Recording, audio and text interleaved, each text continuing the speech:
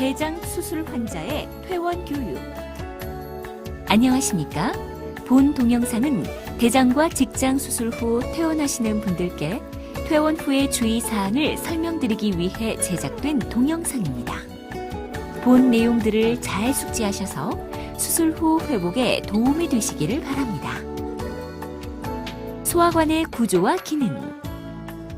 소화관은 입에서 항문까지 연결된 긴 관으로 몸에 수분 및 영양물질을 공급하고 노폐물을 배출하는 기능을 합니다.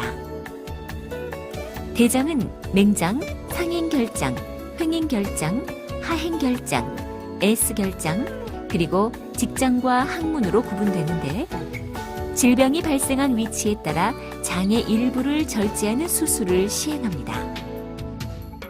식사와 영양. 퇴원 후에는 골고루 충분한 양의 식사를 섭취하는 것이 좋으며 식사 관리는 균형 잡힌 식사가 가장 기본입니다. 대장 수술 직후 1, 2개월까지는 상처 치유의 촉진을 위하여 고단백, 고칼로리 식이와 비타민C를 충분히 섭취하도록 합니다. 고섬유질 음식은 수분을 지나치게 흡수시켜서 부종과 변비, 심하면 장유착을 초래할 수 있기 때문에 수술 직후 6주 동안은 고섬유질 음식을 줄이도록 하는 것이 좋습니다. 과일의 경우 섬유질이 많은 귤이나 오렌지는 씹어서 즙만 마시고 질긴 부분은 뱉어냅니다. 사과 등 껍질이 있는 과일은 껍질을 벗겨내어 꼭꼭 씹어 드시고 수박이나 참외 등은 씨앗을 제거하고 먹습니다. 고기를 고온에서 굽거나 튀길 경우 대장에서 발암 작용이 활성화되는 것으로 알려져 있으므로 찌거나 삶는 방법을 사용하여 조리하는 것이 좋습니다. 한편 수술에서 회복이 된 후나 항암화학요법 등의 치료를 마친 후에는 기름이 많은 고기를 과량으로 섭취하지 마십시오. 조리 시 고춧가루나 소금, 간장, 된장 등을 적당히 사용하면 장 운동을 촉진하며 입맛을 돋우는 데 도움을 줍니다. 수술하고 6주 이후부터는 해조류, 콩류, 견과류 등 섬유질이 풍부한 음식을 드셔도 됩니다. 장에 자극되는 음식, 커피나 홍차 등 카페인이 많은 음식, 탄산음료 등은 설사를 유발하므로 제한하십시오.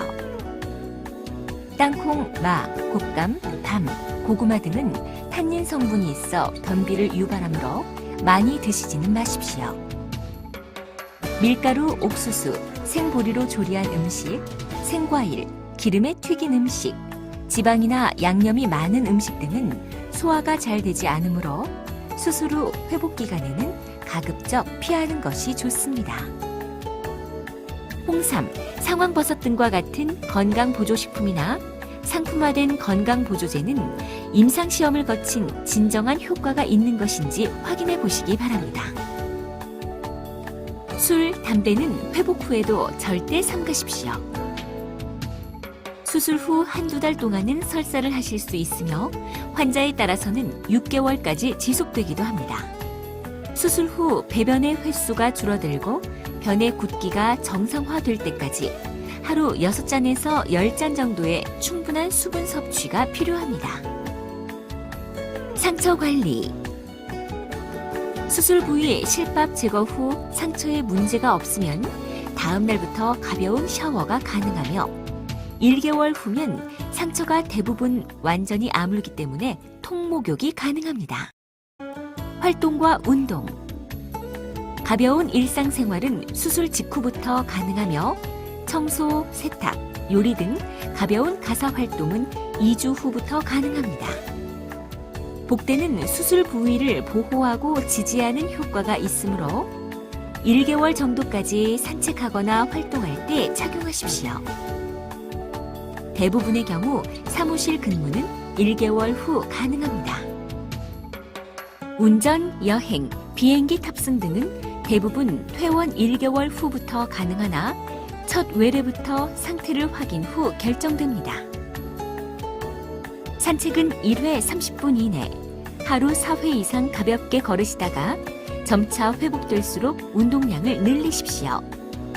수영이나 자전거, 등산 등의 가벼운 운동은 산책 다음 단계에서 하실 수 있으며 회복이 좋으신 분들은 6개월 이후에 본인이 즐기시던 대부분의 운동을 하실 수 있습니다. 장유착. 장유착은 수술 후 치유 과정에 의해 장관이 부분적으로 또는 완전히 막혀 음식물, 소화액, 가스 등 장 내용물이 통과하지 못하는 상태입니다.